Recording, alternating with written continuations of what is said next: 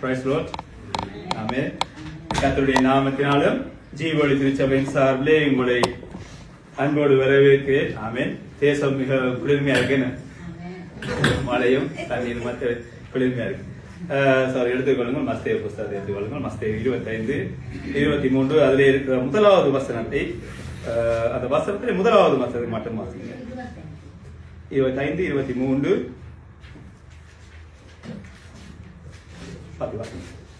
அவனுடைய எஜமான் அவனை நோக்கி, நல்லது உத்தமனும் உண்மையும் உள்ள ஊழியக்காரனே, கொஞ்சத்திலே உண்மையாயிருந்தாய், அநேகத்தின் மேல் உன்னை அதிகாரியாக வைப்பேன், உன் எஜமானுடைய சந்தோஷத்துக்குள் பிரவேசியும்.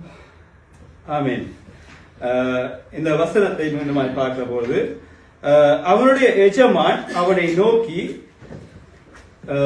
நல்லது உத்தமம் உண்மை உள்ள ஊழியக்காரனே, கொஞ்சத்திலே உண்மையாயிருந்தார். ஆமென். யாருக்கு விளக்கு தமிழ் தானே? கொஞ்சத்திலே உண்மையாயிருந்தார். ஆமென். நீங்க வேலை செய்யற இடங்களா இருந்தாலும் சரி, எங்க இருந்தாலும் என்ன செய்யற, கொஞ்சத்திலேயாவது உண்மையா இருக்கிறீர்களா என்று சொல்லி ஆண்டவர் சொல்ற இருந்தால், அவ்வளவு நெருக்க கஷ்டம் வந்தாலும், அந்த வேலைகள் எவ்வளவு இறுக்கமா இருந்தாலும் நீங்க அதுல உண்மையா இருக்கீங்க. அப்ப இது இந்த பகுதியை வாசிக்கிற வேளையிலே இது ஒரு பரலோக ராட்சியத்தை குறித்து சொல்லுகிற ஒரு பகுதியாக, அங்கே ஒரு ஆண்டவர் மிகவும் ஒரு எளிமையான முறையிலே மக்களுக்கு விளங்கும்படியாக சொல்லுகிறதாய் இந்த பகுதி இருக்கிறது. அப்ப எடுத்து பாருங்கள், 25:1 எடுங்கள்.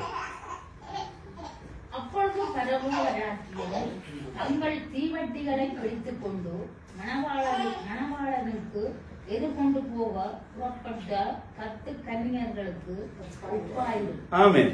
அப்ப இந்த 25வது பகுதியில பார்க்கிற போது இயேசு கிறிஸ்து 2 பகுதியாக ஜனங்களுக்கு புரியும்படியாய் விளங்கப்படுத்துகிறார். அதாவது முதலாவது, அப்பொழுது பரலோக ராஜ்யம் தங்கள் தீவட்டிகளை பிடித்துக் கொண்டு மணவாளனுக்கு எதிர்கொண்டு புறப்பட்டு போகிற 10 கன்னிகைகளுக்கு ஒப்பாயிருக்கின்ற ஒரு பகுதி சொல்லுகிறார். ஆமென். இந்த பகுதி நீங்க அநேக தடவை பிரசங்கத்துல கேட்டிருப்பீங்க. ஓகே, இந்த பகுதியை விடுவோம். அடுத்த பகுதியை எடுத்துக்கொள்ளுங்கள். 25:14 அதே பகுதியில் 14வது வசனம். அன்றியும் பரலோக ராஜ்யம் புறதேசத்துக்கு பிரயாணமாய் போகிற ஒரு மனுஷன் தன் ஊழியக்காரரை அழைத்து தன் ஆஸ்திகளை அவர்கள் வசமாய் ஒப்பு கொடுத்தது போல் இருக்கிறது. ஆமென். இதுல பாருங்க, அன்றியும் பரலோக ராஜ்யம் புற தேசத்துக்கு பிரயாணமாய் போகிற இயேசு கிறிஸ்து தன் ஊழியக்காரனை அழைத்து தன் அஸ்திகளை அவர்கள் வசமாய் ஒப்பு கொடுத்தது போல இருக்கிறது. ஆமென். அப்ப நீங்கள் யாரும், நீங்க நான் மாத்தி வாழ்றதுக்காக நீங்க யோசிக்கிறீங்க விளங்குது. அப்ப இதுல ஒரு மனுஷன் சொல்லி குறிப்பிடப்பட்டது. நான் என்னென்று வாழ்றேன்னு சொன்னால் இயேசு கிறிஸ்து. ஆமென்.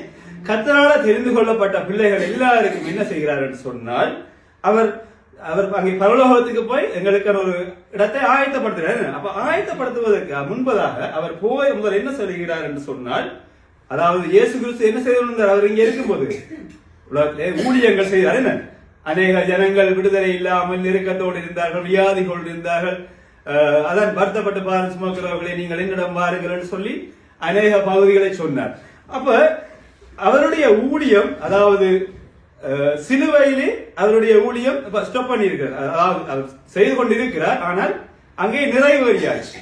ஆனால் மிகுதியான ஊழியம் எல்லாம் எங்கே இருக்கிறது? இந்த பூமியில இருக்கிற உங்களுக்கும் எனக்கும் கொடுக்கப்பட்டுள்ளது. ஆமென்.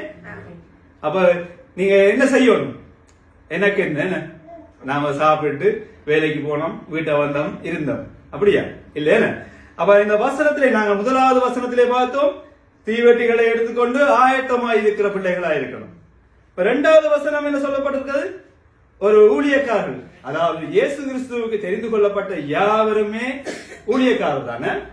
நீங்கள் பிரசங்கம் செய்தாலும் சரி, பாடல் வழி நடத்தினாலும் சரி, சபையில ஊழியம் சின்ன சின்ன ஊழியங்கள் செய்தாலும் சரி, பெரிய ஊழியம் செய்தாலும் சரி, மறைமுக ஊழியம் செய்தாலும் சரி, அங்கே சுவிசேஷங்கள் எல்லா இடங்களுக்கும் போய் செய்தாலும் சரி, என்ன ஊழியம் செய்தாலும் எல்லாமே ஊழியக்காரர் தான். என்னன்னு சொன்னால் கர்த்தர் எல்லாரையும் ஊழியக்காரர்களாய் அழைத்திருக்கிறார். அங்கே புறஜாதிகளோ எந்த ஜாதிகளோ ஒன்றும் இல்லை. ஆமென். இயேசு கிறிஸ்துவின் நாமத்தினாலே அவர் எல்லோரையும் அழைத்திருக்கிறார். இப்ப நாங்கள் என்ன செய்கிறோம்? நாங்கள் எனக்கு ஒரு கேள்வி வந்துச்சு.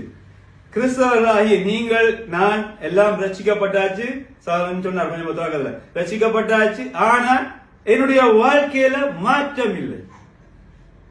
நாங்க என்ன செய்யறோம்? ஒவ்வொருவர் நீங்க கையெழுத்த தேவையில்லை, உங்களுடைய மனசுக்குள்ள இதயத்துல நீங்க கேளுங்க. நான் என்னுடைய ஆண்டவர் என்னை தெரிந்து கொண்டு 5 வருடம் ஆகிவிட்டது, 10 வருடம் ஆகிவிட்டது, 25 வருடம் ஆகிவிட்டது. சில பேர் சொல்லுவாங்க நான் 50 வருஷம் ஜூப்ளியர் கொண்டாடுறேன்டாப்பா என்று கேட்டா, கர்த்தர் என்னை தெரிந்து கொண்டு 50 வருடம் ஆகிவிட்டது.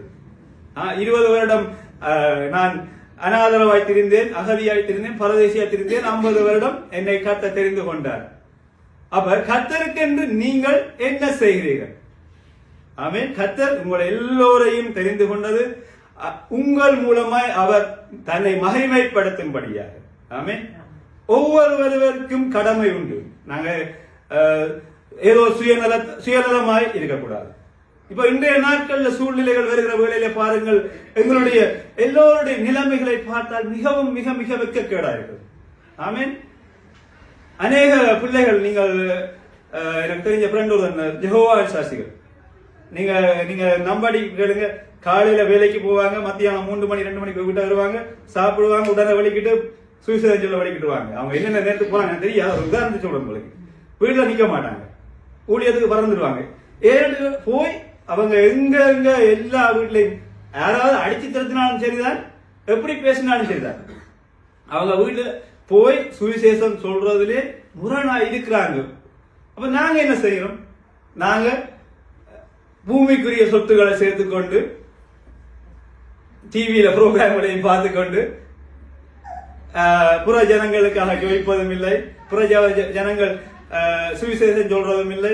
அதுக்காக நான் எல்லாரையும் கூட சொல்லல. அதுல அதாவது கர்த்தருடைய ஊழியத்தை உங்களுக்கு எனக்கு தந்திருக்கிறார். அங்கே அவர் நீங்க பாடகரா செய்யலாம், அதாவது பிரசங்கம் செய்யலாம், போய் பிற நாடுகள்ல சுவிசேஷம் சொல்லலாம், ஏழை வலியோர்களுக்கு உதவி செய்யலாம், அநாதராயிருக்க உதவி செய்யலாம். கணக்க என்ன ஒருத்தருக்கும் யாக்கப்படுது நீங்க பாட்டு பாடுங்க, பாமஸ்டர் பாட்டு பாடுங்க, அப்படி ஒண்ணு பிரிக்கிறதே இல்லை. எல்லாருக்குமே ஓபன், நீங்க எல்லாருமே ஊழியம் செய்யலாம். உங்களுக்கு எப்போ கிடைக்குதோ சான்ஸ், அந்த நேரத்தில் கர்த்தருடைய வசனத்தை விதையுங்க. சௌரன் சொன்ன மாதிரி, நான் கடந்த தடவை என்னுடைய பள்ளியில் ஒரு சின்ன பையனை கேட்டேன், ஏய் நீ கிறிஸ்டியனா முஸ்லீம் ஆசிரியர் கேட்டேன். நான் கிறிஸ்டியன் தானே. அப்ப நீ சர்ச்சுக்கு போறியான்னு கேட்டேன். அப்ப அவன் சொன்னான், நோ நான் இப்ப போறேன், அம்மா எல்லாம் போறேன், தங்கச்சி போறேன், நான் போறேன் ஏன்னு கேட்டேன். அப்ப சொன்னா, நான் பாவம், நான் பிள்ளையான வாழ்க்கை வாழ்ந்து கொண்டிருக்கிறேன், அதால நான் போகலைன்னு சொன்னேன். நான் சொன்னேன், நோ நோ நோ, அது சரியில்லை, நீ போ. அது 5 விரல் இருக்கு சபையில, 5 விதமான விரல்கள் இருக்கும். எல்லாருமே பரிசுத்தவான்கள் இல்லை. நான் என்னையும் கூட தான் சொல்றேன், எல்லாருமே பரிசுத்தவான்கள் இல்லை. நீ உன்னை நியாயம் தீக்காத, கோ போ, நீ யோசிக்காத, போய் ஆண்டவருடைய வசனத்துக்கு நீ என்றோ ஒரு நாள் நல்ல மனம் திருந்தி நல்ல ஒரு வாழ்க்கை வாழ்வாய். ஆமென். அப்ப நான் சொல்ல போது அவன் கொஞ்சம் யோசிச்சு சொன்னான், சொல்றான். அப்ப நாங்கள் என்ன செய்கிறோம்? நான் இவ்வளவு நாளுமே யோசிச்சு, இந்த கிரியம் பிரதரன் சொன்னார், உங்களுக்கு சான்ஸ் எப்ப கிடைக்குதோ அப்ப நீங்கள் கர்த்தருடைய வசனத்தை வார்த்தை சொல்லுங்கள். என்ன சொன்னால் உங்களுக்கு ஊழியம் கொடுக்கப்பட்டுள்ளது. இன்னைக்கு நாங்க செய்கிற விளையாட்டுகள் எல்லாம் பார்த்தா அதெல்லாம் சின்னப்படுத்தனமாவே இருக்கு. நாங்க 4 பேரோட கதைச்சிட்டு 4 பேரோட நாம மட்டும் ஆசீர்வாதத்தை சுதந்திரிச்சுக்கிட்டு நாங்களே பேசாம இருக்கிறோம். ஆமென். இது சரியா? நீங்க உங்களுடைய இருதயத்தை தொட்டு சொல்லுங்க, நான் கர்த்தருக்காக என்ன செய்தேன்? உங்களுக்கு ஒரு கேள்வி இருக்குல்ல, அதான் அடிக்க சொல்ல, நீங்க கேள்வி கேளுங்க, அப்போ உங்களுக்கு ஆன்சர் உடனே கிடைக்கும். தேடுங்க, அப்போதான் கிடைக்கும். என்ன அப்ப நீங்கள் என்ன செய்கிறீர்கள்? நான் என்ன நோக்கி கேட்டேன், நீ இவ்வளவு காலம் ரட்சிக்கப்பட்டீங்க, நீ கர்த்தருக்காக என்ன செய்தாய்? சரி, நாங்க சபையில வந்து ஒரு 4-5 காரியம் செய்யறோம், ஆனா அதுக்கு மேல என்ன செய்யறோம்? ஒன்றுமே இல்லை. பேசாம எங்கட வாழ்க்கையை நாங்க வேலைக்கு போறோம், சாப்பிடுறோம், அப்படியே போட்டுக்கிட்டே போகிறது. அப்ப பாருங்கள், இது இந்த பகுதியில சொல்லப்படுகிறது. அங்கே தொடர்ந்து வாஜி கொண்டு போவோமான்னு சொன்னால், அங்கே ஆண்டவர் அவரை நோக்கி சொல்லுகிறார், உத்தமம் உண்மை உள்ள ஊழியக்காரன். அப்ப ஆண்டவராய் இயேசு கிறிஸ்து உங்களோட வருகிறார், கேட்கிறார். உடனே உங்களை பார்த்து சொல்லணும், உத்தமம் உள்ள ஊழியக்காரன் என்று சொல்றதுக்கு நாம ஆயத்தமா இருக்கிறோமா? எல்லாம் ரெடியா இருக்கிறோமா? ஆண்டவர் வந்து உத்தமம் உள்ள ஊழியக்காரன் தீமோத்தேயுவே, தரோயனே, பார்த்திபனே, உமானிசா அப்படி சொல்ல நாங்கள் ஆயத்தமா இருக்கிறோமா? கேள்விக்குரிய நம்சாரி கேள்விக்குரியா இருக்கு. மேடையில இருந்தா கத்துவாங்க, கீழே இறங்கினா தாங்களே தெரியாது. ஆமென். ஓகே, கர்த்தர் சோசம். அப்ப பாருங்கள், கர்த்தர் உங்களை பார்த்து உத்தமமும் உண்மையும் உள்ள ஊழியக்காரனே என்று சொல்றதுக்கு நாங்கள் ரெடியா இருக்கணும். ஆமா, நாம இப்பதான் சண்டே ஸ்கூல் பிள்ளைகளா போல மெதுவா தவண்டு கொண்டு வாரோம். என்ன பால் குடிச்சு கொண்டு திரிகிறோம். இறைச்சியையும் தின்ன வேண்டிய நாங்கள் பால் குடி பிள்ளைகள் போல அம்மா இவன் சொல்றான், அவன் கேள்றான், அவன் சபையில பிரச்சனை, இவன் பிரச்சனை நாங்க அழுது கொண்டு திரிகிறோம். எத்தனை நாளைக்கு நீங்க அழ போறீங்க? ஒரு மனுஷனுடைய வாழ்க்கை ஆக மிஞ்சி போனா வாழ போறது 70-80 வயசு, மிஞ்சி போனா 90 வயசு, அதுக்கப்புறம் போய் சேர்ந்துடும். இப்பவே 50-40 கிட்ட வந்தாச்சு. இன்னொரு கொஞ்ச காலம் தான் வாழ போறோம். கத்தருக்கு நாங்க என்ன செய்யணும்? நாங்க ஆமென். அப்ப பாருங்கள், நான் சகோதரன் சொன்னது போல அங்கே நாங்கள் வாழ்த்தமில்ல சங்கீதம் வசனம் 25-14 புறதேசத்துக்கு பரலோக ராஜ்யத்துக்கு ஒப்பிடுகிறதா இருக்கிறது. அப்ப நாங்கள் பரலோக ராஜ்யத்துக்கு போகிறதுக்கு நாம் எங்களை சரி செய்துட்டோமா? எங்களுடைய வாழ்க்கையை நீங்க ஓகே, உதாரணத்துக்கு கார் ஓட போறீங்க, உங்களுக்கு லைசன்ஸ் வேணும், முதல் தியரி எக்ஸாம் எடுக்கணும், பிராக்டிகல் எடுக்கணும், நீங்க அதுல பாஸ் பண்ண இல்லையா, ஃபெயிலா, திருப்பி ஓடணும். ஏன் அப்படி எல்லாம் சொல்றாங்களா பார்த்து? என்ன நீ இன்னொரு போய் கொலை பண்ணிட போற, இடிச்சு ஏதோ ஒரு அசம்பாதத்தை பண்ண போற, நீ அதுக்கு ரெடியா இல்ல. அப்ப நீ அவன் வேணுமென்று செய்ய மாட்டான். அவன் நீங்க சரியா வரும் மட்டும் திருப்பி அனுப்பாங்க, போய் படி, திருப்பி ஃபெயில், போய் படி. அப்ப நீங்கள் இதுல ஒரு நாளுமே சோர்ந்து போக கூடாது. அப்ப இதே போலதான் கர்த்தருடைய இந்த ராஜ்யத்துக்கும் நாங்கள் சரியாக ஆயத்தம் இல்லாமல் இன்னுமே ஓடிக்கொண்டு இருக்கிறோம் எங்களுடைய வாழ்க்கையில். ஒரு கேள்விக்குரிய அவ பாருங்கள், ஆண்டவராய் இயேசு கிறிஸ்து அங்கே உத்தமமும் உண்மையும் உள்ள ஊழியக்காரனே என்று சொல்லி அங்கே ஜனங்கள் அங்கே அவருடைய ஊழியக்காரர்களை பார்த்து சொல்கிற அந்த பகுதியை நீங்கள் பார்ப்பீர்கள். அப்ப பாருங்க, இந்த பகுதியில யாரெல்லாம் கர்த்தரை உண்மையாய் விசுவாசிக்கிறார்களோ அவர்கள் எல்லாம் உத்தமம் உள்ள ஊழியக்காரர்கள். ஆமென். உத்தமம் உள்ள விசுவாசி அப்படி எடுத்துக் கொள்ளலாம். இப்ப யாரெல்லாம் சும்மா ஏதோ பேர் கிறிஸ்தவர். ஒரு நாள் ரஞ்சித் சொன்னார் பண்டிகை கிறிஸ்தவர் என்று, எனக்கு கால கடிச்சு பண்டிகை கிறிஸ்தவர் என்று. அது ஒரு உண்மையிலேயே அப்படித்தான் நாங்க இருக்கிறோம். எங்களுடைய வாழ்க்கை நாம ஆண்டவர் வடிவா உங்களுடைய பரிசுத்த ஆடை அணிஞ்சு உங்களை கொண்டு போய் வெப்சிசம் கொடுத்து நல்ல வெள்ளாடை உங்களை அணிஞ்சு உங்களை தண்ணிக்குள்ள அமுக்கி எடுத்துட்டாங்க. நீங்க குளிச்சிட்டீங்கன்னா அப்படி இருப்பீங்க, ஃப்ரெஷ்ஷா இருப்பீங்க. அப்ப நீங்கள் பரிசுத்தம் அடைஞ்சிட்டீங்கன்னா எப்படி இருக்கணும்? புது மனுஷர்கள், ஆவிக்குரிய மனுஷர்கள். ஆனால் இப்ப எங்க இந்த நிலைமையில இருக்கிறோம், நாங்க இப்பதான் என்ன ரசிக்க போறோம், அப்படியான நிலைமையில இருக்கிறோம். பாருங்க இந்த அப்ப எங்களுடைய நிலைமையை நாங்கள் மாற்றணும். நாம என்னன்னு சொன்னால், கடந்த வருடம் எல்லாம் கடந்து போயிட்டு நாம ஆயத்தம் இல்லாம ஒரு சில விடயங்களை நாங்க மிஸ் பண்ணிக்கலாம். நான் சபையாரே, நீங்க உங்களை நான் எல்லா ஒருவரையும் நான் விரல் நீட்டி நீர் இப்படி செய்யறேன் அப்படி செய்யறேன்னு நான் உங்களை சொல்றேன். இது பொதுவா சொல்லுறேன். நீங்க இது உங்களுக்கு நான் இதுல புலவுறேன்னு சொன்னால் நீங்க அதை ஏற்றுக்கொள்ளுங்க, அது உங்களுடைய விருப்பம். ஒரு நாளுமே யோசிக்காதீங்க, பிரதர் என்னதான் மெயின் பண்ணி பேசுறாரு, இல்லாது ஏதோ ஒரு காரணத்தை இதை பற்றி தான் பேசுறாரு, அப்படி ஒரு நாளுமே எடுக்காதீங்க. ஆனால் நாங்க இதுல மனம் திரும்பணும். என்னன்னு சொன்னா, இப்ப வருஷம் முடியுது, எப்படி முடிஞ்சே தெரியாது. நாட்கள் ஒரு நொடிப்பொழுதாக போகிறது. இயேசுநாதர் அப்படி சொன்னா, நொடிப்பொழுதுல வருவேன்னு சொன்ன மாதிரி எங்களுடைய நாட்கள் கண்ணு மேற்குள்ள போகுது. திங்கட்கிழமை ஞாயிற்றுக்கிழமை முடிஞ்சு திங்கட்கிழமை பார்த்தா அடுத்த வெள்ளிக்கிழமை. நான் நலிம்புற பிரசங்கம் பாத்தி போட்டு நான் யோசிச்சேன், ஓகே ஒரு கிழமை கொஞ்சம் ரிலாக்ஸா அடுத்த பிரச்சனை கொஞ்சம் பொதுவாக தேடுவோம். அதுபடி நம்ம பார்த்து நலிம்புற அடுத்த பிரசங்கம் போடு. அவ பார்த்தா அந்த நாள் எப்படி போகுது இல்ல, அவர் விளக்க சொல்லிட்டார். ஆனா அந்த நாள் இப்படி என்ற இடையில போகுது. அப்ப பாருங்கள், நாட்கள் விரைவாக ஓடுகிறதா இருக்கிறது. அப்ப நாங்க என்ன செய்கிறோம்? நாம ஆயத்தம் இல்லாம இருக்கிறோம். அடுத்த வாசிகள் மத்தேயு புத்தகம் 9:37.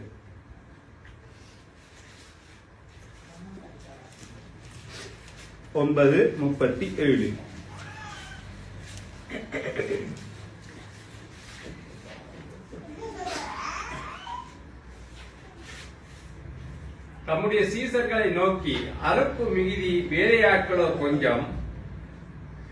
அறுப்புக்கு எஜமான், ஆதலால் அறுப்புக்கு எஜமான் தமது அறுப்புக்கு வேலையாட்களை அனுப்பும்படி அவரை வேண்டிக் கொள்ளுங்கள் என்றார். ஆமென். இங்கே பாருங்கள், தம்முடைய சீசர்களை நோக்கி, அப்ப பாருங்கள், இயேசுநாதர் அங்கே தம்முடைய சீசர்களை நோக்கி, அறுப்பு மிகுதி, வேலையாட்களோ கொஞ்சமா இருக்கு. நீங்க எல்லாம் யார் சொல்லுங்க? இயேசுநாதரால் அறுவடை செய்யப்பட்ட பிள்ளைகள். ஆனால் நீங்கள் போய் இன்னும் ஒருவருக்கு பிரசங்கம் சொல்லி இன்னும் ஆட்களை சேர்க்கிறதுக்கு இன்னும் ஆயத்தம் இல்லை. அறுவடை நாங்களா இருக்கிறோம், வேலையாட்களை இன்னும் சேர்த்துக் கொள்வதற்கு நாங்கள் ஆயத்தம் இல்லை. புதுசாக ரட்சிப்புக்கு கொண்டு வர்றதுக்கு, ஜனங்களுக்கு சொல்லி புதிய ஜனங்களை சபைகளை கொண்டு வர்றதுக்கு நாங்கள் ஆயத்தம் இல்லை. இன்றைக்கு சபை, நீங்களே உங்களை ஓப்பனா சொல்லுங்க, சபை தொடங்கி 40-30 வருஷம் ஆயிடுச்சு. இன்னைக்கு சபை நிறைஞ்சிருக்கா? கடந்த யாக்கோ பிரதர் சொன்னார், பிரசங்கத்தை சொன்னாரு, நாங்கள் ஜீவோலி திருச்சபை பெல்ஜியத்தில் இருக்கிற 2 சபையும் சேர்த்து நாங்கள் செய்கிறோம் சொன்னால் ஒரு கடைசி ஒரு 3 அல்ல 2 ஆராதனை நாங்கள் செய்ய வேண்டிய நிலைமையில் இருக்க வேண்டிய நாங்கள் இன்றைக்கு ஒரு ஆராதனைக்கே பாஸ்டர் வந்து பேசிட்டு போறாரு, இவ்வளவு ஜனங்கள்லாம் வந்திருக்கீங்களா என்ற ஒரு கேள்விக்கு. உண்மையிலேயே நாங்கள் அறுவடை செய்யப்பட்ட நாங்கள் வேலையாட்களை இன்னுமாய் நாங்கள் தேர்ந்தெடுத்து உள்ள கொண்டு வந்தோம் என்றால் பாஸ்டர் வந்து பிரசங்கம் செய்கிற வேளையிலே அங்க ஒரு நிறைவை நீங்கள் காணக்கூடியதா இருக்கும். இன்னுமே அறுவடை செய்யப்பட்ட எங்களுக்கே இன்னுமாய் அந்த பிரசங்கம் போய் கொண்டிருக்கிறது. இன்னும் ஊழியக்காரர்கள் வந்து அறுவடை செய்யப்பட்ட எங்களுக்கே புத்தி சொல்ல வேண்டிய நிலைமையில இருக்கும். அறுவடை செய்யப்பட்ட நாங்கள் மற்றவர்களுக்கு புத்தி சொல்ல வேண்டிய நிலைமையில, ஆனால் அவர்களுக்கு சொல்ல வேண்டிய நிலை மாற்றி எங்களுக்கு புத்தி சொல்ல வேண்டிய நிலைமையில வந்திருக்கிறோம். அப்ப நாங்கள் என்ன செய்யணும்? புதிய ஆட்கள் அறுவடையே இல்லை. நீங்க இன்றைக்கும் அதே பார்த்த முகங்கள்லாம், நான் 5-6 வருஷத்துக்கு முதல் பார்த்த முகங்கள்லாம் இன்றைக்கும் சபையில நிலைக்க வைத்தார்கள். அதுல அரைவாசி பயிர்கள் ஆடுகள் வழி விலகி போயிடுச்சு. ஆமே, நான் எனக்கு கொஞ்சம் டென்ஷன் ஆயிடுச்சு. நான் பசங்களை பார்த்து கொண்டு என்னடா எங்களுடைய சபையினுடைய நிலைமை. அப்ப ஆண்டவர் பாருங்க 36ல எதுல வாசிங்க? 37ல வாசிங்க. 36 வாசிங்க. அவர் திரளான ஜனங்களை கண்டபோது அவர்கள் மேய்ப்பனில்லாத ஆடுகளைப் போல தொய்ந்து போனவர்களும் சிதறப்பட்டவர்களுமாய் இருந்தபடியினால் அவர்கள் மேல் மனதுருகி. ஆமென். அங்கே பாருங்கள், சொன்னது போல அவர் திரளான ஜனங்களை கண்டபோது அவர்கள் மேய்ப்பனில்லாத ஆடுகளைப் போல தொய்ந்தவர்களும் சிதறப்பட்டவர்களாய் இருந்தபடியால் அவர்கள் மேல் மனதுருகி. இன்றைக்கு அந்த நீங்க போனா எங்கேயும் தமிழாக்கள் நீங்க காணுவீங்க தானே? எத்தனையோ சனங்களை காணுவீங்க. அப்ப உங்களுக்கு ஒரு மனதுருக்கம் இல்லையா? மனது ஒரு ஏக்கம் இல்லையா? இந்த ஜனம் எல்லாம் ரசிக்கப்படணும், இந்த ஜனங்கள் எல்லாம் கத்தரை அறியணும் என்ற ஒரு ஏக்கம் இல்லையா? இயேசு கிறிஸ்து பாருங்க வந்த அவ்வளவு ஜனங்களையும் பார்த்து யோசிக்கிறார், அடடா இவங்களுக்கு எல்லாம் ஒரு மேய்ப்பன் இல்லையே, இவங்களுக்கு எல்லாம் மூப்பன் இல்லையே, இவங்களை வழி நடத்தி போறதுக்கு ஒரு பகுதி இல்லையே என்று சொல்லி மனதிலே கிளசம் அடைகிறார், மனக்கிளசம் அடைகிறார். அப்ப ரட்சிக்கப்பட்ட எங்களுக்கு அந்த பகுதியில கிளசம் இல்லையா? நாங்க இந்த பகுதியை நாங்க வாசிக்கலையா? ஆண்டவரை இயேசு கிறிஸ்து நாங்க இயேசு கிறிஸ்து யோசிக்கிறோம். அப்ப அவர் நாங்கள் அவருடைய சரீரத்தில் இணைக்கப்பட்டிருக்கோம். அப்ப எங்களுடைய நினைவுகள் என்ன? நாம எங்களுடைய நினைவுகள் என்ன? புதுசா கார் வாங்கணும், புதுசா வீடு வாங்கணும், புதுசா நகை வாங்கணும், விலை வேறாலும் பரவாயில்ல, நகை புதுசா வாங்கிட்டே ஆகணும், புதுசா உடுப்பு வாங்கணும், ரெடிமேட்டா. எங்களுடைய சிந்தை முழுக்க பூமிக்குரிய சிந்தையாக இருக்கிறது. ரஞ்சித் அடிக்கிறதுல பிளீஸ் தயவு செய்து பரலோகத்துக்குரிய சிந்தையை உங்களுடைய இதயத்தில் கொண்டு வாங்க. ஏன் நான் பூமிக்குரிய சிந்தையில இருந்து கொண்டு நாங்கள் இன்னுமே கடனாளிகளாக வாழ்ந்து கொண்டிருக்கிறோம். ஆமே, நாங்க சொல்லுவாங்க விரலுக்கு ஏற்ற வீக்கம் இல்லைன்னு சொல்லி. ஆமே, நாம இன்னுமே கடனாளிகள்.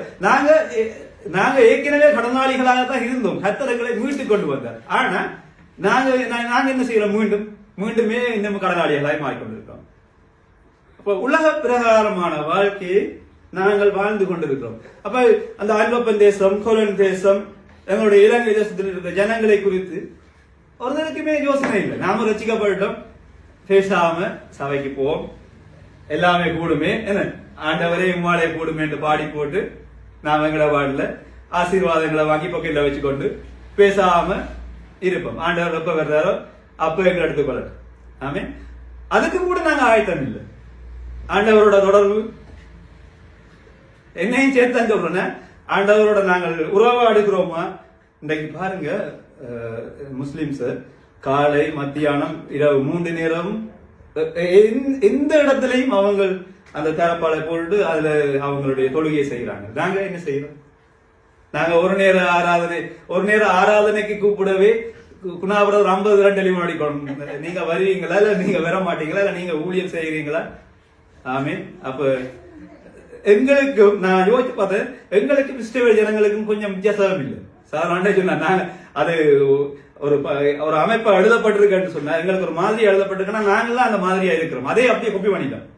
நாங்கள் இப்பவுமே இஸ்ரவேல் ஜனங்க முறுமுறுத்தது போல முறுமுறுக்கிறோம். என்ன குணாபிரதர் செய்தது சரியில்லை, பாஸ்டர் செய்தது சரியில்லை, ஊழியக்காரன் செய்தது சரியில்லை.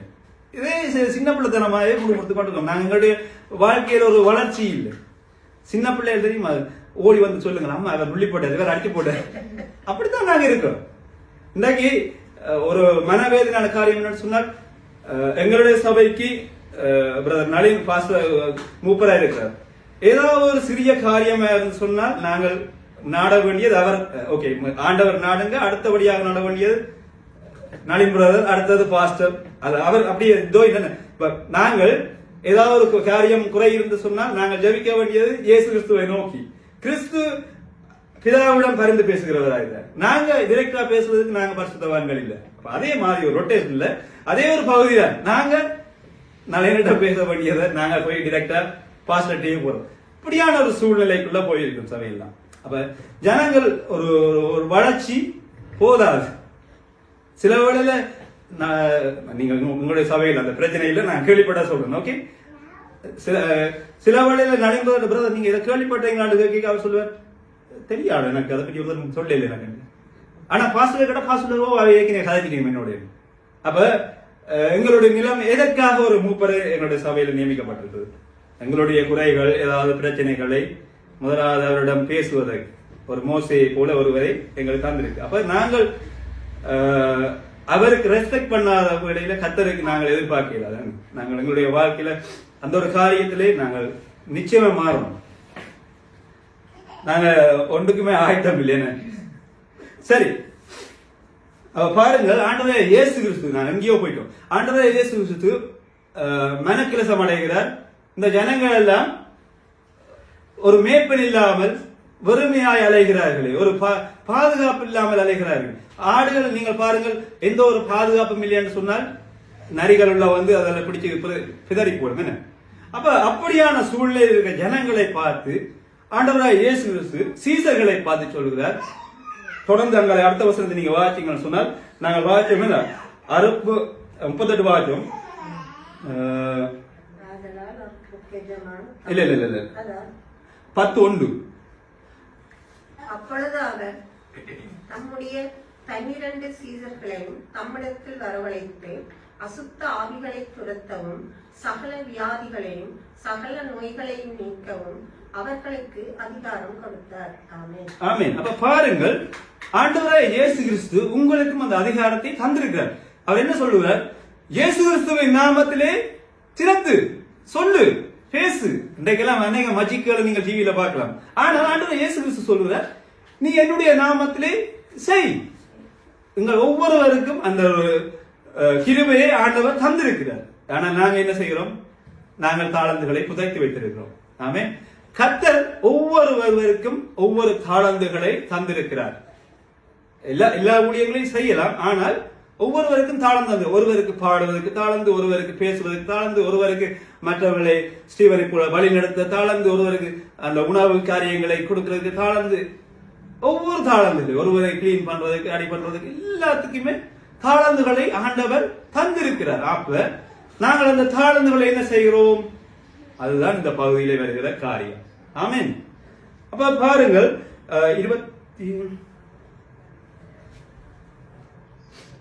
25 அங்கே மத்தேயு 25:14 சொல்லுகிறது, பரலோக ராஜ்யம் குறித்து பேச எந்த ஒரு நொடி அல்லது நாளையை கிடைத்த கர்த்தர் வருவார்னு சொல்லி அந்த பரலோக ராஜ்யத்தை குறித்து சொல்லப்படுகிறது. அப்ப நாங்கள் அந்த ஊழியங்களை கொடுத்திருக்கப்பட்டிருக்க நாங்கள் அந்த ஊழியங்களை சரியாக செய்கிறோமா? சீசர்களால் அழைக்கப்பட்ட நாங்கள் அந்த ஊழியத்தை சரியாக செய்கிறோமா என்று சொல்லி பார்க்கிற வேளையிலே அங்கே மிகவும் குறைவான பட்சத்திலே தான் இருக்கிறோம். நாங்கள் ஆசீர்வாதங்களை பெற்று நாங்கள் சந்தோஷமா இருக்கிறோம். மற்றவர்களை குறித்து எந்த ஒரு சிந்தனையும் ஒன்றுமே இல்லை. ஐரோக்கியார் அந்த இந்தியாவில் சொல்லுவாங்க, சொன்ன மாதிரி கிடக்கு. அவ பாருங்கள், அவ தொய்ந்து போனவர்கள், சிதறி போனவர்கள், கைவிடப்பட்டவர்களை நீங்கள் தேற்றும்படியாக ஒவ்வொருவரும் தெரிந்து கொள்ளப்பட்டவர்கள். அங்கே 25-15 எடுங்க.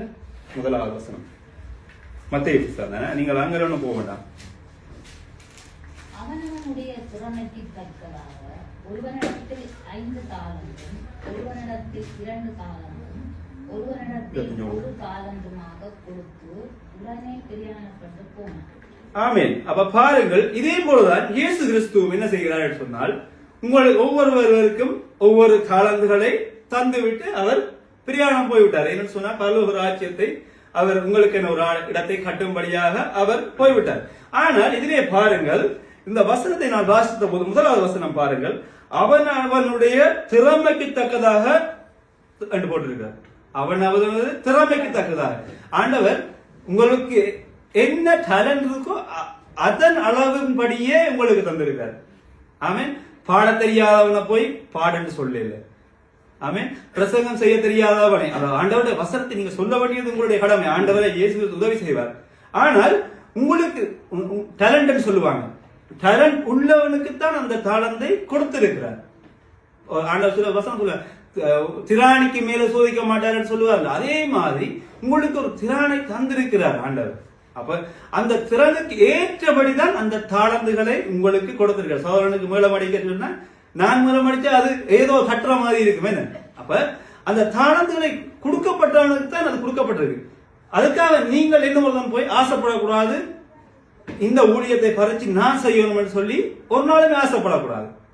இன்றைக்கு சகோதரி பியானோ வாசிக்கிறாங்கன்னா நீங்கள் அதை பிடுங்கி நாம் வாசிக்கணும்னு சொல்லி எதிர்பார்க்கக்கூடாது. அது அந்த தாளந்துகள் ஆண்டவர் அழைச்சதை நீங்க ஒரு நாளுமே பறிக்க கூடாது.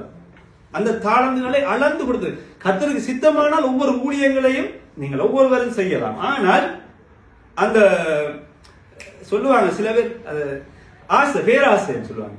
அப்படியான ஒரு ஆசைக்கு போக கூடாது. திராணிக்கு தக்கதா ஆண்டவர் வந்திருக்காங்க, அந்த ஊழியத்தை செய்யுங்க. பிரசங்கத்துக்கு தந்த ஊழியத்தை செய்யுங்க. பிரசங்கத்தை வடிவாக அழகாக செய்யுங்க. ஏன்னா ஆண்டவர் உங்களுக்கு அந்த திராணி உள்ளவர்களுக்கு தான் அந்த பகுதியை தந்திருக்கிறார். ஆமென். இதிலே பாருங்கள், திறமைக்கு தக்கதாக ஒருவரிடத்துல 5 தாளந்துகளை கொடுத்திருக்கார். எந்த ஒரு இடத்திலே 2 தாளந்துகளை கொடுத்திருக்கார். நான் இப்ப இந்த பகுதியை 2ஆக பிரித்தேன். இப்ப சபையில பாஸ்டர் மெயின் பொறுப்பா இருக்கிறார். அதுக்கு கீழே மூப்பர் இருக்கிறார். மூப்பரு கீழே பிள்ளைகள் பிரித்து கொடுக்கப்பட்டிருக்கிறது. அப்ப நடைமுறைக்கு இவ்வளவு தாளந்து கொடுக்கப்பட்டது. எங்களுடைய சபையில ஒரு 20 பேர் 30 பேர் தாளந்துகளை கொடுக்கப்படும். 30 தாளந்து வைங்களேன், 30 பேர் டோட்டலா வைங்களேன். நான் அது கணக்கு பார்க்கணும், அது 30 பேர் என்று கணக்கு வைங்களேன். இப்ப இவருடைய வேலை என்ன? இந்த 30 தாளந்துகளை 60ஆய் மாற்றுவதுதான் இவருடைய வேலை. இப்ப நீங்க எங்களுடைய சபையை நோக்கி சொல்லுங்க. இப்ப நான் நியாயிக்க கூடாது, ஆனாலும் நான் சொல்லுறேன். ஒரு 30 பேர் நாங்க 2020ஆம் ஆண்டு இருந்தோம். 2025 எத்தனை இருக்கணும் என்று பார்த்தா இரட்டிப்பா அதிகமா இருந்திருக்கணும். அப்ப எங்கே அந்த அறுவடைகள்? வேலையாட்கள் மட்டும்தான் வந்து இருக்கிறீங்க. அப்ப ஏதோ ஒரு சந்திக்கிறோம். இதிலே பாருங்கள், அடுத்தது ஆண்டவர் கொடுத்திருக்கிறார் 2 தாளந்து உள்ளவர். அவனுக்கும் கொடுத்து அவனும் என்ன செய்தார்? இந்த பகுதி நீங்க வாசிப்பீங்க நினைக்கணும். 5 தாளந்து கொடுத்தவன் அதை இரட்டிப்பாக்கி 10 தாளந்து ஆக்கினான். 2 தாளந்தை கொடுத்தவன் அவன் என்ன செய்தான்? அதை இரட்டிப்பாக்கி 4 தாளந்து ஆக்கினான். அப்ப இந்த நிலைமை எப்படி இருக்கு? நீங்களே உங்களுடைய இதயத்தோடு சொல்லுங்க, சபையினுடைய நிலைமை எப்படி இருக்கிறது? 2 தாளந்து கொடுத்த ஒருவரிடத்துல அவன் அதை 4ஆக மாற்றினானா, இல்ல 6ஆக மாற்றினானா, இல்ல 5ஆக மாற்றினானா? பெரிய கேள்விக்குரிய 5 தாளந்தை கொடுத்தவனும் 5 தாளந்து பெருசாக்கினானா? இல்லை. ஆனால் இதை நான் 2ஆ பிரிச்சேன். என்ன சொன்னால், அதாவது 5 தாளந்து கொடுத்தவனையும் 2 தாளந்து கொடுத்தவனையும் அடுத்தது 1 தாளந்து கொடுத்தார். 1 தாளந்து கொடுத்தார். அந்த 1 தாளந்து கொடுத்தவனை நான் இங்கால வச்சுட்டு 5 தாளந்தை கொடுத்தவன் 2 தாளந்தை இங்கால கொடுத்தேன்.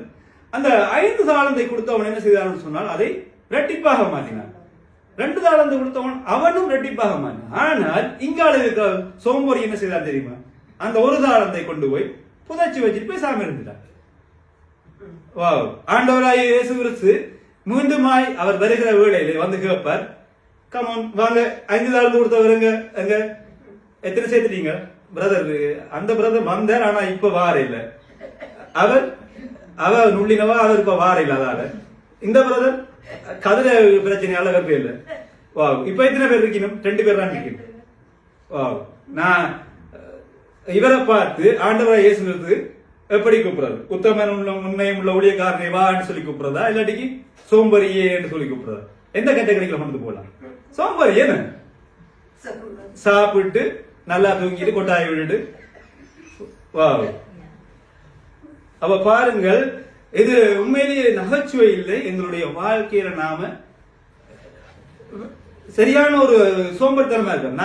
நான் இந்த பகுதிகளை நான் எடுக்கிற போது நான் ப்ளூ பென் தள்ளி பார்த்தேன், காலையில அப்புறம் ரெட் பென் தான் எனக்கு கிடைச்சது. அப்ப நான் எழுதி கொண்டு வச்சேன், ஆண்டவர் உன்னை எச்சரிக்கிறார். ஒரு சிவப்பு இது வருதுன்னு சொன்னால் உங்களை எச்சரிக்கிறார். பிள்ளைகளே, நான் உங்களை பயப்படுத்துறதா சொல்லல, நீங்கள் பிள்ளைகளே ஆயத்தமாகுங்கள். கடந்த வருடம் எல்லாம் கடந்து போயிட்டுது, புதிய வருடத்திலேயாவது நாம புதுசாக வரணும். ஆமென். இன்றைக்கு பாருங்க, வட்டி கொடுத்தவன் இன்னொரு டபுள் வட்டியை வாங்குறாங்க. ஆமென். நாங்க ஆண்டவர் உங்களுக்கு கொடுத்த தாளந்து ஆசீர்வாதத்தை நாம் என்ன செய்கிறோம்? புதைச்சி வச்சிருக்கோம். இன்றைக்கு நாளில் அடிக்க சொல்றாரு, ஊழியத்துக்கு வாங்க ஆண்டவர் அழைக்கல, நான் கொஞ்சம் வெயிட் பண்றேன். ஆண்டவர் வருக வரப்போ அவர் அழைக்க மட்டும் பார்த்து கொண்டு இருக்க போறாரு. பாருங்க, கர்த்தர் இயேசு கிறிஸ்து உங்களுக்கு ஒரு தாளந்தை தந்திருக்கிறார். ஊழியத்துக்கு நீங்கள் ஆண்டவர் ஓகே குணா பிரதர் அழைக்கிறார், நளின் பிரதர் அழைக்கிறார். நீங்க என்ன செய்றீங்க? பிரதர் எனக்கு ஈழாகிறது வேண்டாம், பிரதர் நான் பாவத்தில் இருக்கிறேன், நான் மனம் திரும்பணும், அதுக்கு பிறகு வாரம். அப்ப உங்களுடைய தாளந்துகள் எல்லாம் அப்படியே புதைக்கப்பட்டதாகவே போகுது. அப்ப நீங்க அதை பயன்படுத்துகிறீங்களா? இல்ல. கேள்விக்குரிய நீங்க எந்த நீங்கள் யோசிச்சு பார்ப்போம், நாங்கெல்லாம் எந்த கேட்டகரியில இருக்கிறோம்? சோம்பரி கிறிஸ்தவர்களா அல்லது உண்மை உள்ள கிறிஸ்தவர்களாக இருக்கிறோமான்னு சொல்லி. ஆமென். நான் மிகவும் கவலைப்பட்டேன் சொன்னால், இன்றைய நாட்கள்ல பாருங்க, ஒரு யூடியூப் ஒன் பண்ணி போட்டு அதை இருந்து பார்த்து கொண்டு 32 பல்லையை காட்டி சிரிச்சு கொண்டு வந்து சப்ஸ்கிரைப் பண்ணுங்கன்னு சொன்னா என்ன நிலைமை? சொல்லுங்க, நீங்க சொல்லுங்க. ஆண்டவர் இதுக்கு அவங்களை அழைச்சார். அழைத்தவர் வந்து உங்களுடைய மேப்பன் வந்து கேட்கிற உங்களுடைய சபைகள்ல அந்த ஆவேல் கதைங்களா, ஆவேல் காய் கதையில ஆவேல போட்டு தள்ளிட்டாங்க. வந்து ஆண்டவர் கேட்கிற எங்கேட்டா அவனை பற்றி எனக்கு தெரியாது, அவர் வரையிலண்டா எனக்கு என்ன? இப்படி நீங்க ஆண்டவர் இயேசு கிறிஸ்துவை சொல்லுவீங்களா? கொடுக்கப்பட்ட ஊழியத்தை விட்டுட்டு நீங்க ஏதோ செய்து கொண்டு இருக்கிறீங்க. அப்ப இந்த உலகம் எல்லாம் சுத்தி பார்த்து சுத்தி கொண்டு போறீங்க. ஆண்டவர் நான் இங்கே பார்த்தேன், அங்கே பார்த்தேன், மற்றது காமெடி வீடியோக்களை போட்டுட்டு அதுக்கு முன்னுக்கு 32 பல்லையை காட்டி கொண்டிருக்கீங்க. இந்த ஊழியம் ஆண்டவர் அழைத்தார் உங்களுக்கு. வா, கர்த்தருடைய பிள்ளைகளா நீங்க கொஞ்சம் யோசிங்க. ஓகே, நீங்க முகம் பாக்குறீங்க கண்ணாடி டெய்லி போய் கண்ணாடிக்கு முன்னால கேளுங்க, ஆண்டவரே நீங்க என்ன தெரிஞ்சு கொண்டீங்க, என்ன அழைச்சிங்க, நான் என்ன நான் செய்யற விளையாட்டு இல்லாத நீங்க ஒரு ரியலைஸ் பண்ணி பாருங்க. நான் செய்யற காரியத்தை இல்லாத கேலி கூத்தா இருக்கு, சிரிப்பா இருக்கு. மற்றவன் பார்த்து யோசிப்பா, ஆண்டவர் யோசிப்பாரு, நான் எதுக்கு தெரிந்து கொண்டேன் எனக்கே தெரியல. செய்ய கொடுத்த ஊழியத்தை ஒரு நீங்க பாருங்க. நீங்க ஆண்டவர் வந்து கேட்க ஆபேல குறிச்சு கேட்க போது நீங்க என்ன சொல்ல போறீங்க? எனக்கு தெரியாது, ஏன் அந்த பிரதர் வரையில சிஸ்டர் வரையிலன்னா எனக்கு தெரியாது, இதுதான் சொல்ல போறேன். அப்ப ஆண்டவர் இயேசு கிறிஸ்து உங்களை பார்த்து உத்தம உள்ள ஊழியக்காரன் கூப்பிடணுமா, எல்லாரும் பரிசுத்தவான் கூப்பிடணுமா? எதை கூப்பிடணும்? எங்களுடைய இருதயத்தை தொட்டு நாங்கள், அதாவது நீங்க குற்றம் செய்கிறீர்கள் இல்லை. பாருங்க, தீமோத்தேயுவுக்கு பவுல் எழுதுகிறார் கடிதம். பவுல் பிழை செய்கிறார் என்று சொல்லி, அதாவது தீமோத்தேயு பிழை செய்கிறார் என்று சொல்லி எழுதுகிறார். நீ பிள்ளைகளை செய்யாதிருக்க கவனமாயிரு. நீங்க போய் தீமோத்தேயு புத்தகத்தை எடுத்து வாசித்து பாருங்க, மிக அழகான ஒரு கடிதம். ஒரு சபையில ஒரு ரட்சிக்கப்பட்ட மகன் எப்படி வாழணும் என்று சொல்லி மிக அழகா எழுதப்பட்டது. எந்த ஒரு ஊழியக்காரன் நான் இதுவரையும் நான் கவனிக்க இருக்கலாம், எனக்கு தெரியாது, எந்த ஊழியக்காரனும் பவுலை போல தீமோத்தேயுவை விசாரிச்சது நான் ஒரு சில ஊழியக்காரர்களை தவிர நான் அநேகரை காணேன். பாருங்க எங்களுடைய நிலைமை. அப்ப ஒரு ஒரு ஒரு காரியம் சபைகளிலே எடுத்து சொல்லப்படுதுன்னு சொன்னால் நாங்கள் அதிலிருந்து இருந்து மனம் திரும்புவர்களாக இருக்கணும். நான் என்ன சொல்றேன், இன்றைக்கு கேட்பன், நாளைக்கு கேட்பன், நாளைக்கு கேட்பன், அடுத்த நம்ம கேட்டீங்கன்னு சொன்னா சில விட நானே மாறிடும்.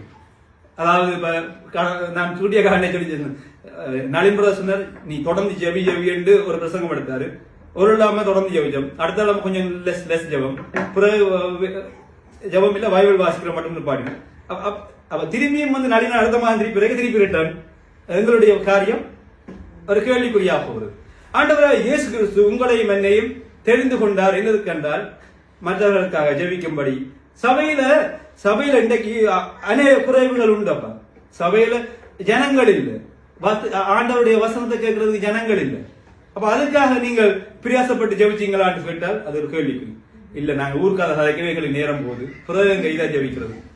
அப்ப பாருங்க, அநேக ஜெபங்கள் உண்டு. இன்றைக்கு ஜெப கோரிக்கை என்றால் இஸ்ரேல், பெல்ஜியம், ஸ்ரீலங்கா 3 ஜெபத்தை தவிர ஒரு எந்த ஒரு ஜெபம் அதை செய்யாவிட்டா பெரிய பிரச்சனையா போயிடும். கர்த்தரை ஸ்தோத்திரம். உண்மையிலேயே எங்களுடைய நிலைமை கேள்விக்குறியாக இருக்கிறது.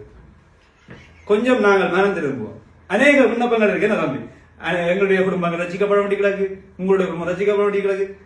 அநேக நெருக்கத்தோடு இருக்கிறார்கள், விதவைகளாக கஷ்டப்படுறாங்க. இலங்கை எவ்வளவு நெருக்கமா இருக்கு. ஜெபிங்கன்னு சொன்னால் இலங்கை, இந்தியா அதோட முடிஞ்சு. இஸ்ரேல் ஆண்டவர் இஸ்ரேல் தேசத்தை ஒரு நாளுமே மறக்க மாட்டேன்.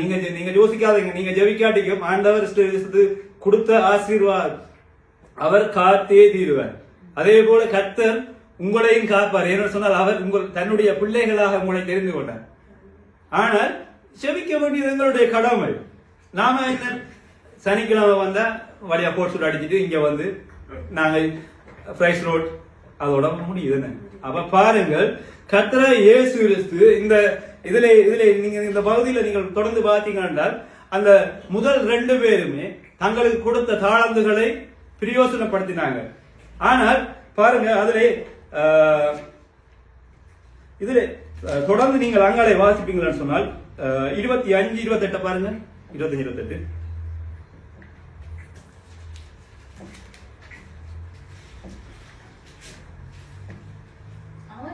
28 தாளந்தை எடுத்து 10 தாளந்து உள்ளவனுக்கு கொடுங்கள். ஆமென். அப்ப பாருங்க, அந்த தாளந்துகளை புதைச்சு வச்சார்ல, அவருடைய தாளந்துகளை பறிச்சு தாளந்துகளை எவன் பிரயோசனப்படுத்துகிறான் அவனிடம் கொடுக்கப்படும். அவருடைய நிலைமை என்ன கடைசியா? ஒன்றும் இல்லை. ஆமென். இன்றைக்கு கடந்த மூப்பர் நினைச்சா இதுதான் நிலைமை. நீ தாளந்த பயன்படுத்தாம வச்சிருந்தியா பறிச்சு இன்னொரு ஊழியக்காரனு கொடுத்தாச்சு. நான் நியாய தீர்ப்பில்லை, இது நடந்த காரியத்தை உங்களுக்கு சொல்றேன். பாருங்கள், கொடுத்த தாளந்துகளை நாங்கள் பிரயோசனமாய் பயன்படுத்தணும். கர்த்தர் எதை விரும்புகிறாரோ அதை நான் செய்யும். தொடர்ந்து பார்த்தீங்கன்னு சொன்னால் உள்ளவன் எவனோ அவனுக்கு கொடுக்கப்படும், பரிபூர்ணமும் அடைவான். இல்லாதவனிடத்தில் உள்ளதும் எடுக்கப்படும். அங்கே பாருங்கள், பிரயோஜனமற்ற ஊழியக்காரனை இவனை புறம்பான இருளிலே தள்ளுங்கள். ஆற தள்ள போற அந்த கடைசியா ஒரு வாய்ச்சம் ஒரு தாளந்து கொண்டு பிரிச்சு வச்சார். அவரை கொண்டு என்ன தள்ள போறது? நீங்க ஒரு நேரத்தில் நீங்க இப்படி நீங்க இருக்கிறீங்களா? சோம்பரி கிறிஸ்தவர்களா இருக்கிறீங்களா? உங்களை கொண்டு எங்க? ஆமே. அப்ப இருளிலே கொண்டு போய் நீங்க தானியல போயில இருந்தா சொல்லலாம், ஓகே இருள் நெவமைன் கர்த்தரினோடு இருக்கிறாருன்னு சொல்லலாம். இப்ப என்ன சொல்ல போறீங்க? ஆமே. அப்ப நீங்கள் உண்மை உள்ள ஊழியக்காரரா இல்லாவிட்டால் அடுத்த ஒரு நெருக்கமான சூழ்நிலைக்குள்ள நீங்க போக போறீங்க. நாங்க விழித்தழுவோம். ஆமென்.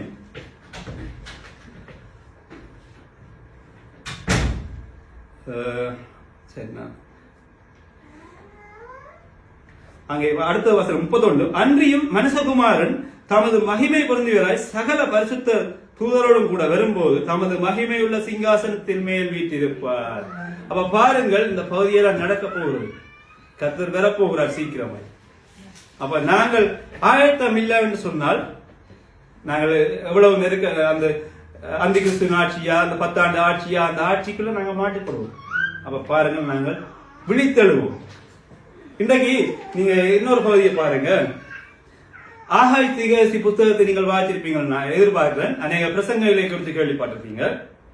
அங்கே ஆகாய் தீர்க்கதரிசி மூலமாய் ஆண்டவர் இயேசு சொல்லுகிறார், என்னுடைய ஆலயம் பாழாய் கிடக்கிறது, ஆலய சிவர்கள் எழுப்பப்படவில்லை. நீங்க இந்த பகுதியில் ஓகே. அப்ப பாருங்கள், அந்த ஆலயம், அவருடைய ஆலயம் கட்டப்படாத நிலையில். நீங்க யூதர்களை பார்த்து சொல்லுறார், என்னுடைய ஆலயமோ உடைந்து போய் கிடக்கிறது, அழிந்து போய் கிடக்குது. ஆனால் கர்த்தராகிய பிள்ளைகளை, நீங்கள் யூதர்களே, நீங்கள் தெரிந்து கொள்ளப்பட்ட பிள்ளைகள், நீங்கள் என்ன செய்கிறீர்கள்? உங்களுடைய வீட்டை கட்டுகிறது என்ன என்று ஆண்டவர் கேட்கிறார். நீங்கள் எல்லாருமே சேர்ந்து வந்தீங்க, கர்த்தருடைய ஆலயத்தை கட்டுவோம், கர்த்தருடைய ஆலயத்தை இன்னும் பலப்படுத்துவோம், கர்த்தருக்கு அள்ளி கொடுப்போம், எத்தனையோ சொல்லுவாங்க. ஆனால் இங்கே ஆகாய் தீர்க்கதரிசி மூலமாய் கர்த்தர் பேசுகிறார், நீங்கள் எதற்கு வந்தீர்களோ, எதற்கு அழைக்கப்பட்டீர்களோ அதை மறந்துட்டீங்க. இன்றைக்கு அதான் நடக்குது. ஆகாய் தீர்க்கதரிசி சொன்னது, அன்றைக்கு சொன்னது பழைய ஏற்பாடு பகுதியில் இருந்தாங்க, அந்த பகுதியில் சொன்னது இன்றைக்கு நடக்குது. கர்த்தரால் தெரிந்து கொள்ளப்பட்ட எல்லாரும் என்ன செய்யறாங்க? தங்களுடைய வீட்டை கட்டுகிறதா இருக்குது. கர்த்தருடைய ஆலயத்தை குறித்து தாவீதை போல கர்த்தருடைய ஆலயம் கூடாரத்துக்குள் இருக்கிறதை, நான் வீட்டில் இருக்கேன், நான் அரண்மனையில் இருக்கிறேன் என்று சொல்லி ஒரு கவலை இல்லைன்னு குணாபிரதரிடம் எடுத்தா போய் ஆராதிப்போம், இல்லாட்டிக்கு பேசாம இருப்போம். குணாபிரதர் ஏதாவது செய்யட்டும். அப்ப கர்த்தருடைய ஆலயத்தை குறித்து யோசனை இல்லை. அங்கே திரளாக விதைத்தும் கொஞ்சமாய் இருக்கிறார்கள். அங்கே விதைத்தது அநேக பேர், அறுவடையோ கொஞ்சம். நீங்கள் புசித்து குடித்து திருப்தியாயிருக்கிறீர்கள். ஆகாய் தீர்க்கதரிசி சொன்னது பாருங்க. நாங்க எங்களை கிறிஸ்தவர்களும் அதான் செய்யறாங்க, குடித்து புசித்து நல்ல ஆக்களை பார்த்து அப்படியே பொலிஸ் பண்ண ஆக்கள் மாதிரி தெரிகிறாங்க. ஆமென். அதே போல அங்கே நல்ல உடுப்புகளை அணிந்து இன்னும் குளிராகவே இருக்கிறது, அனலும் இல்லை குளிரும் இல்லாத ஒரு கிறிஸ்தவர்களாக இருக்கிறார். எவ்வளவுதான் வார்த்தைகளை உணவுகளை போட்டாலும் அனலும் இல்லாத குளிரும் இல்லாத கிறிஸ்தவர்களாய் நாங்கள் வாழ்கிறோம். ஒரு நிமிஷம் யோசிச்சு பாருங்க, உங்களை பார்த்து நான் உத்தமமான ஊழியக்காரனே வா, இங்கே வா என்று கூப்பிடக்கூடிய நிலைமையில இருக்கிறோமா?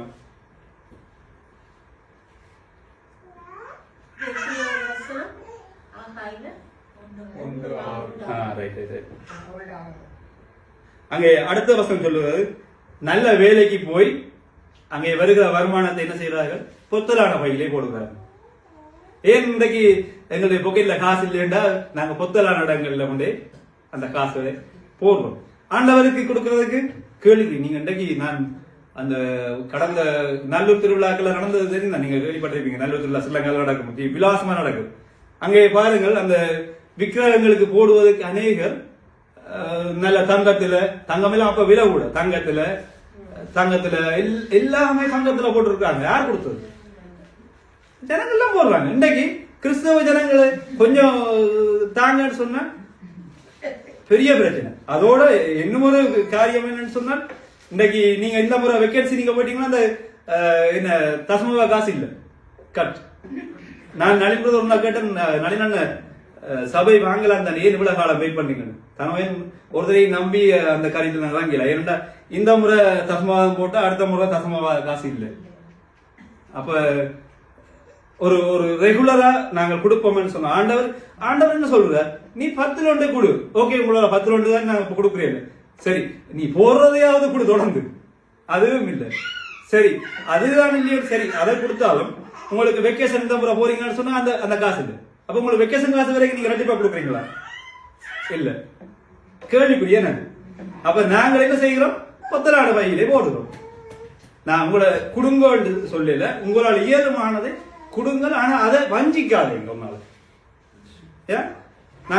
நாங்க இங்க டூர் போறோம்னு சொன்னா எவ்வளவு செலவழிக்கிறோம்? ஏதாவது சாப்பாடு கடை கண்டா போய் எவ்வளவு செலவழிக்கிறோம்?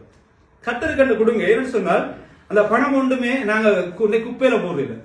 அதை எல்லாமே உங்களுக்கு நீங்க வாட்ஸ்அப்ல பாருங்க. நலின்பது நான் சில அடுப்பா இருக்கு இந்த இத்தனை வீடியோ போடுது. அது காரணம் என்ன சொன்னால் உங்களுக்கு அதை காட்டுவதற்காக. ஏன்னு சொன்னா அநேகர் கேள்வி எழுப்புறாங்க, இந்த காசுல நீங்க ஒன்று என்ன செய்றீங்க? அது நல்ல இடத்துக்கு விதைக்கப்படுகிறது, உண்மையிலேயே நல்ல இடத்துக்கு விதைக்கப்படுகிறது. இன்றைக்கு பாஸ்டர் அநேக பிள்ளைகளை படிக்கிறதுக்கு ஒரு ஆளுக்கு 30 ரூபா படிக்கிறதுக்கு உதவி செய்யறாங்க அநேக பேர். ஆமீன். இதெல்லாம் நல்ல ஒரு விதை. நீங்க 4 பேருக்கு நீங்க ஒரு 30 ரூபா ஒரு மாசம் ஒரு 30 ரூபா கொடுக்கறதுக்கு எங்களை ஜனங்களுக்கு சரியான கஷ்டம். அப்ப பாருங்க, அந்த நல்ல கோயில கூட அள்ளி கூட கொடுக்குறாங்க.